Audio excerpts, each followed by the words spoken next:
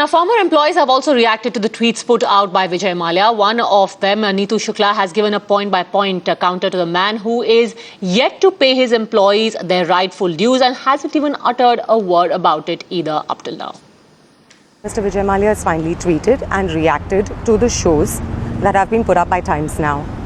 That just goes to show that Mr. Mallya only speaks when his back is to the wall.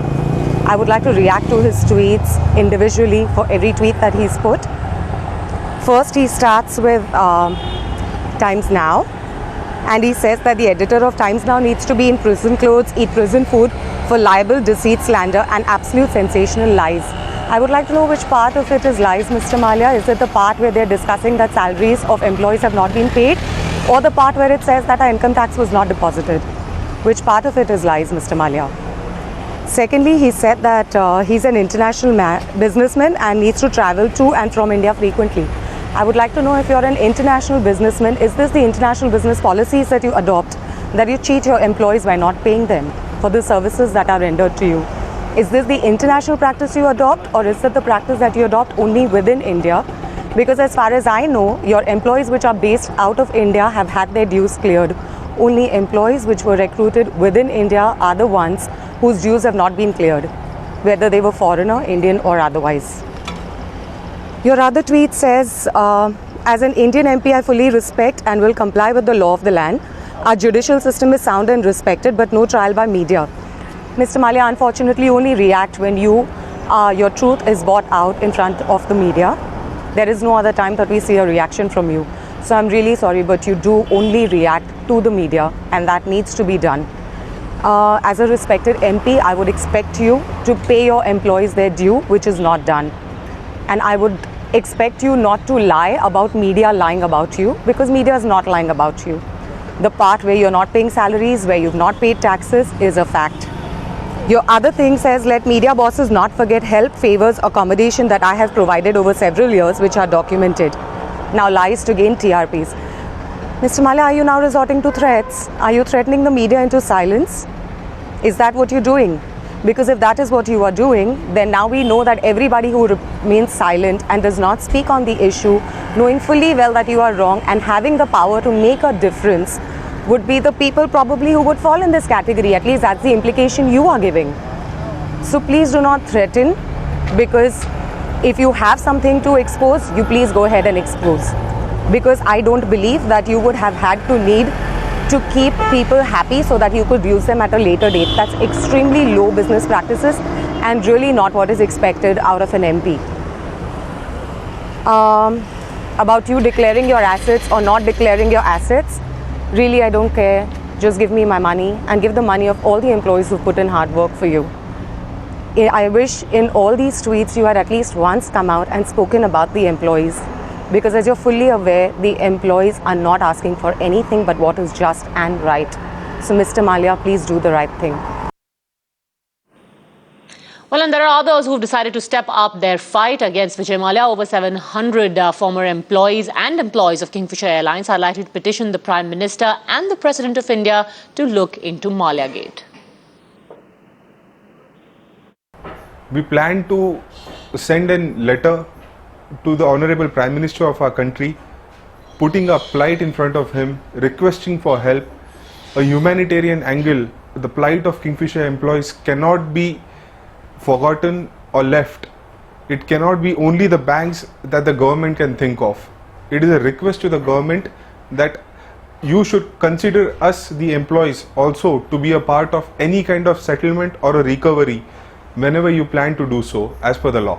We plan to file a petition in Supreme Court. For that, we require as many as Kingfisher Airline employees to come together to go and put a plea in front of the Honorable Supreme Court of India. It is a kind request to all the Kingfisher Airline employees. It doesn't matter whether you're still on the payrolls of Kingfisher Airlines or you're already working elsewhere. It is a kind request that please join our forum. The numbers will matter. It will make an impact. So please send an email on kfastaff@gmail.com so that you can be a part of some actions that we have planned. Some of us have got together and we have initiated some actions to fight for our dues. that a lot of money is pending in terms of TDS, in terms of Provident Fund. It has not been paid to Provident Fund Department, service taxes not been paid, salary of employees not been paid. There is money, huge amount of money. Only in my case, I was a captain with Kingfisher airline. Today, Income Tax Department has sent me notice, and that was about some time back, 6 months back. The amount was around 28 lakhs only for me. There were many captains. I had raised a petition about 1 year back. That time number of signatories on my petition was 286. Today the number of people have gone up, 571 or so. So you can now make out how much amount of money has been blocked, and it is just people are the money which should have been in the government treasury today and which should have been utilized for the development and other kind of activities in our country by the government. The money is in somebody's pocket. Probably he has utilized that money. Now that money has to be recovered. An investigation that began on the 18th of February this year. And in the last 3 weeks, Times Now's news breaks have ensured there's a shake-up and action. If you've been following us, here's what we've done so far. Times Now is the only media house Vijay Mallya has spoken to. He asked us if we are the RBI or the government to question him. Your channel was the first to show how 2 national banks ignored a CBI warning from 2015. A follow-up report showed how banks were warned as early as 2012 by the CBI. It was on your channel that former employees spoke out, alleging a TDS loot by Kingfisher Airlines. It was on this channel that the news of Enforcement Directorate filing a case was broken. The case, days after the first news break. A 300 crore rupee load transfer abroad was brought to light on this channel following ED inputs.